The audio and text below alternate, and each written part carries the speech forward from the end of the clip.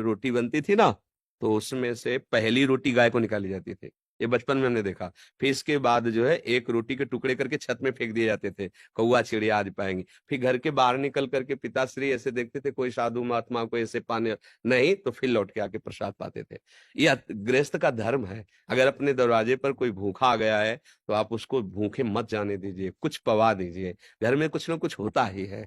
अगर नहीं है तो 10 मिनट प्रार्थना करके उनको रोकिए, 2 रोटी बनाइए, पवा, सारे दुष्कृत नष्ट हो जाएंगे। इसीलिए कभी कभी कहा जाता है कि आप संतों को जाओ, निमंत्रित करो, उनको बुलाओ। जैसे अब प्राय संत धाम आदि में ही वास करने लगे, क्योंकि कलिकाल की ऐसी चाल बन गई। तो अब क्या है कि फिर धाम आदि की यात्रा करो। जैसे प्रयाग चले गए, वृंदावन आ गए, किसी एक दो साधु को कुछ पवा दिया, उनके चरण प्रणाम कर, परिक्रमा की, ये सब नष्ट हो जाता है अपराध। ऐसा कोई शरीरधारी नहीं है जिससे शुभ न बनता हो और जिससे अशुभ न बनता हो, क्योंकि शरीर शुभ अशुभ दोनों से मिश्रित है। जब हम शरीराभिमान छोड़कर और प्रभु का आश्रय लेकर भजन करते हैं तो शुभ अशुभ दोनों का नाश हो जाता है। शरण निरापक पद रमित सकल अशुभ शुभ नंस, देत सहज निश्चल भगत सुजय जय श्री हरिवंश। गुरुदेव के प्रताप से, आचार्य के प्रताप से जब हृदय में भक्ति होती है तो पुण्य और पाप दोनों का नाश हो जाता है और भगवत प्राप्ति कर लेता है। इसलिए कहीं भी रहो, किसान हो, व्यापार हो, कोई भी कार्य कर रहे हो, नाम जप करो और दूसरों का सुख चाहो। अगर सुखी होना चाहते हो तो गूढ़ बात है, दूसरों को दुखी करके कोई सुखी नहीं हो सकता।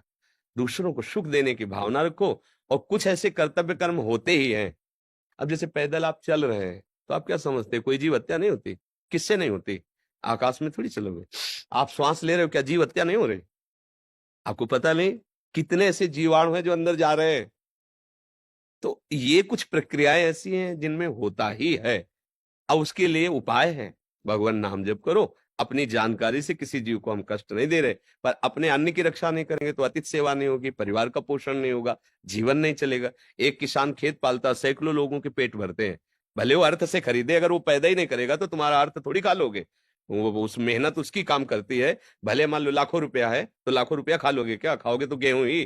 पर उस किसान से पूछो जो मेहनत करके 5-6 महीने में फसल तैयार किया है, तो उससे कितने लोगों का मंगल हो रहा है। इसलिए किसान को पाप नहीं लगता। अतिथि सेवा, साधु सेवा, जगत मंगल के लिए हो। हमारे यहाँ तो भारत में बड़ा जोर का नारा लगा है, जय जवान जय किसान। ले हाँ, तो आप किसान है तो ये न सोचे कि आपकी भक्ति कमजोर है।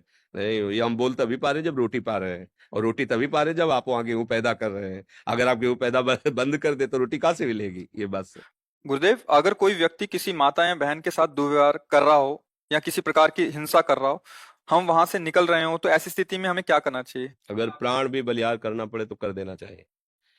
रक्षा के लिए अगर कोई हमें मार भी दे तो उसे भगवत कृपा प्राप्त होगी। उस समय ये जो नपुंसकता छाई हुई है ना, कि माताओं बहनों के साथ या किसी के साथ अहित हो रहा निगाह ये हमें बिल्कुल पसंद नहीं है।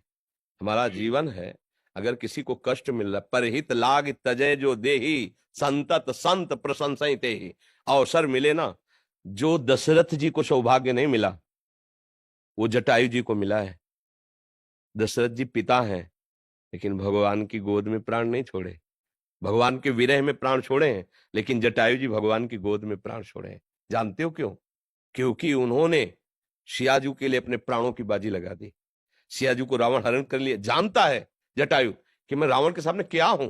बड़े बड़े दिक्पाल कांपते हैं, लेकिन एक पक्षी जटायु अपने पंख को प्रहार से उसको रावण को विचलित कर दिया। चोंच पंजे पंख के प्रहार से, कि तुम्हें माता को नहीं ले जाने देंगे, सीता जी को नहीं ले जाने देंगे।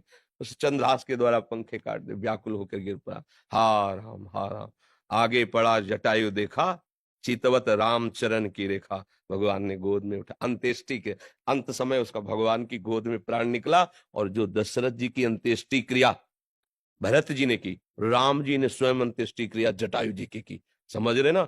दूसरों की रक्षा के लिए यदि हमारे प्राण भी चले जाते हैं तो हमें भगवान की कृपा प्राप्त होगी।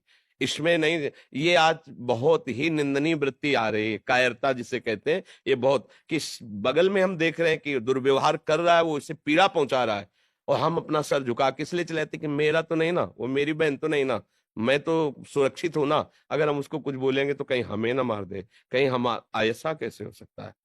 अगर इतनी व्यवस्था हमारे दिमाग में स्वसुख की छा गई है तो फिर मनुष्य कहलाने योग्य नहीं है हम भाई। पशु कहलाने योग्य, मनुष्य तो कहलाने योग्य नहीं है। एक बार अपने स्वरूप में आ जाओ, आप भगवान के अंश हो। एक बार आ जाओ, मरना एक बार है, 100 बार नहीं। ध्यान रखना, 100 बार नहीं मरना है, एक बार मरना है, और वो निश्चित समय है। कोई बिना समय के मार नहीं सकता, क्योंकि एक ही भय होता है जो डराता है, कहीं मृत्यु ना आ जाए, और वो हमने स्वीकार कर लिया है। बस फिर देखते हैं, यही स्वीकार करके बाबा जी बने थे कि अब मैं मरा। बच्चा थे, कौन रखेगा, कहाँ रखेगा, क्या भोजन मिलेगा, कैसा मिले, पहले घर के निकलने पहले ही मन ने ऐसा मारा कि अगर ठाकुर जी की कृपा ना होती तो पहले ही बाण में गिर जाते। जो ही गांव से बाहर निकले जन्मभूमि से, तो ऐसी प्रेरणा मन में, क्या भोजन कैसे मिलेगा, बच्चा थे, कौन रखेगा, कैसे, क्या, कहाँ, यहाँ तो अम्मा है, परिवार है। तुरंत आया कि अब तो मरा, अब भगवान जैसे रखेंगे रखेंगे, भगवान के लिए मरेंगे। देखो आपके सामने में पूरा जीवन हो गया। एकांत गंगा किनारे अकेले घूमना, श्मशान, रात्रि में पेड़ के नीचे रुक जाना, मंदिर, कहीं भय थोड़ी लगा, क्योंकि मरा, प्रभु के लिए जीवन अर्पित। अब जैसे ऐसे कोई टच नहीं कर पाया। हाँ, उनका विधान है तो कोई गाली देगा, कोई अपमान करेगा, थोड़ा मजबूत करने के लिए, ऐसे कोई। तो ये तो होना चाहिए कि जैसे हम निकल रहे हैं, कोई हमारी बहन को छेड़े तो उस समय आप ग्रीवा झुका के जाएंगे क्या? मारो मती, उसको बंदी बनाकर, हमारा कानून है, कानून को अर्पित करो। हिंसा करके तुम नया अपराध मत करो, पर कोशिश करो बचाने की, उसको बचाओ और उसको बंदी बनाने की। यदि उसमें कुछ होता है तो भगवान जाने। बात समझिए, हमारा उद्देश्य हिंसा करना नहीं होगा। बचाव पक्ष में, अगर बचाव पक्ष में हमारे प्राण चले जाएं या कुछ भी हो जाए, वो भगवान जाने, पर इस पर तो उतरना चाहिए। हम कई जगह ऐसा देखा है कि इतने लोग स्वार्थी हैं।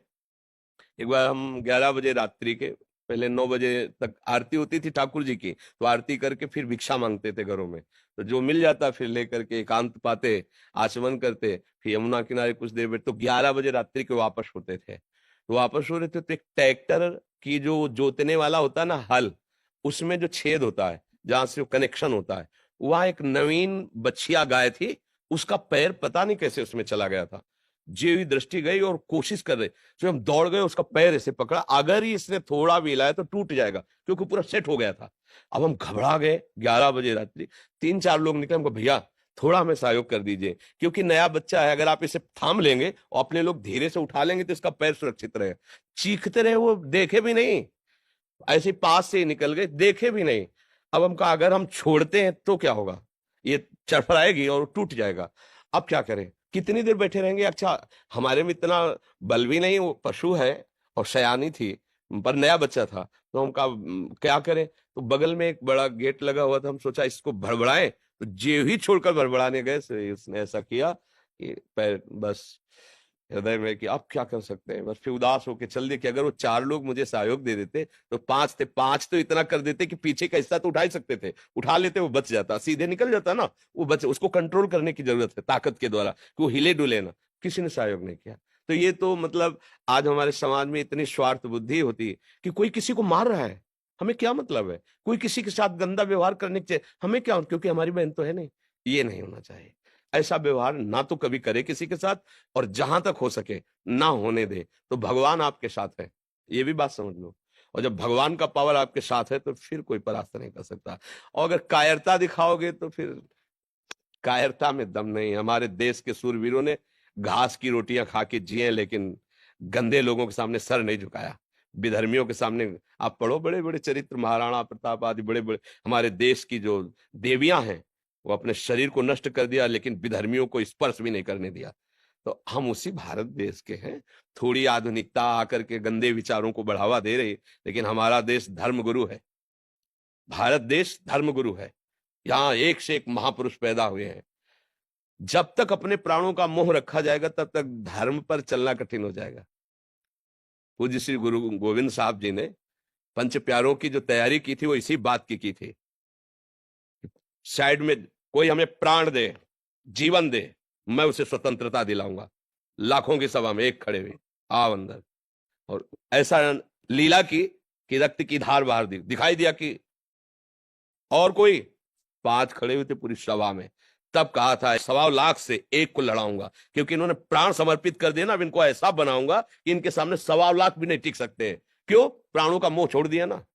प्राणों का मोह छोड़ दो, सब भयभीत हो जाएंगे, क्योंकि सबका भय यही होता है कि मैं मरूं ना। और पापी पुरुष में ज्यादा हिम्मत नहीं होती, ध्यान रखना। हम लोग केवल प्राणों के भय से भयभीत होकर अधर्म सह रहे हैं। अगर आप अपने प्राणों का भय त्याग दें तो पापी जो पाप करने वाला है वो भयभीत, रावण भयभीत होके गया था सिया जी के लिए। उसके लिए जो शब्द आए ना, जिसे कुत्ता बढ़ियाई पे जाता है, ऐसे हो गया था। जिसके चलने से दिक्पाल कांपते थे, वो वहां कांप रहा था। लक्ष्मण जी ने रेखा खींची थी, हिम्मत नहीं थी कि अंदर चला जाए, तो उसने चतुराई से, विद्वान भी था, चतुराई से कि भिक्षाबंदी नहीं लेंगे, बाहर आइए। तो धर्म से चलने वाले में एक पावर होता है भागवतिक, और अधर्म से चलने वाले में एक भय होता है, पर वो दिखाता भय है। वो भयभीत होकर भय दिखाता है, हम लोग भय मान जाते हैं। नहीं तो अधर्माचरण जो हो रहे हैं ना, इनमें बहुत कुछ बचाया जा सकता है। अपनी बहन मान करके अगर हम देखेंगे तो बहुत कुछ हम कर सकते हैं, लेकिन जब हम ये देखते हैं कि अपनी नहीं, तो हमारा गंदा जो भाव है वो हमारे आसपास फैलता है।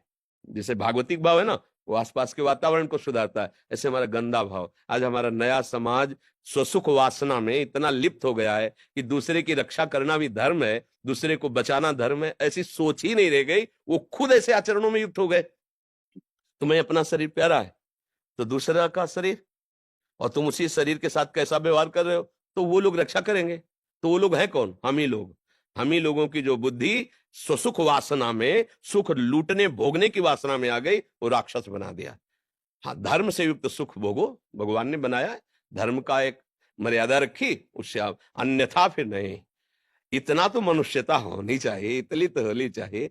अब वो धीरे धीरे न शास्त्र स्वाध्याय है, न धर्म का परिचय है, न जितेंद्रियता है, तो दम ही नहीं रह गई है। लगता भैया अपने प्राण बचाओ, आज हो रहा है होने दो। ऐसा कितने दृश्य आप देखोगे,